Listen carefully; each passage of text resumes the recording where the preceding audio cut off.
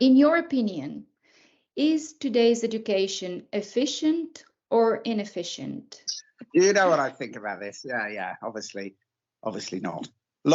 Too much box checking, too much just memory testing, and teachers have their hands tied by the system, and so no, it's not efficient. And hello, everyone. Yes. But to be fair, I guess I have to agree with Mark, although in terms of how it doesn't really, maybe it's a bit too much of relying on memory and not really trying to develop some other skills for the students. Very inefficient in general. Yeah. Okay. Why can teaching be inefficient?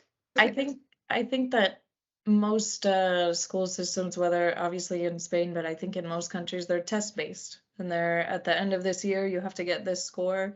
And that's the concern, not, okay, did you actually learn it? Can you actually apply it? Can you use it? Can you talk about it? Can you have a discussion? Can you think? I don't know. It's more just like Mark was saying, like check the boxes. Do you know the right answer? And I think that under that, the students just learn the most efficient strategies to get the bare minimum, whether it's copying, whether it's just finding patterns or whatever, without actually worrying about the material and what do I need to know and how is this going to serve me and help me. Okay, so what's this? I mean, it's obviously an exam, right? So full of problems here, full of errors, mistakes, or red notes.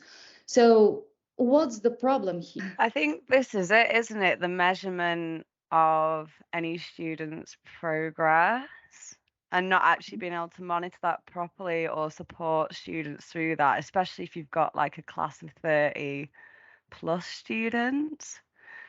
We teach for the average. So if we teach for the average, then what happens with those students that need that are faster learners, or quite the opposite, people that need more time? So the problem here is that a teacher with this exam is aware of a series of problems of the student on the exam day, not before that. So waiting to have information and not acting beforehand to avoid the failure is the big problem in teaching. Now, there is another problem here, which is always the big excuse. It's never the teacher's problem. It's always the student's problem. Is there any alternative to this? What data give us, when we look at the data, we know what the student needs are. This is a very simple, illustration, but it tells us exactly what we should avoid and where learning happens. So obviously, if we teach again and again things that students know, teaching is inefficient, right? They're getting demotivated, bored, etc., etc. Quite the opposite, if we're teaching things that they're not ready to understand yet, teaching is inefficient as well. So the learning zone is concentrated in between these two extremes.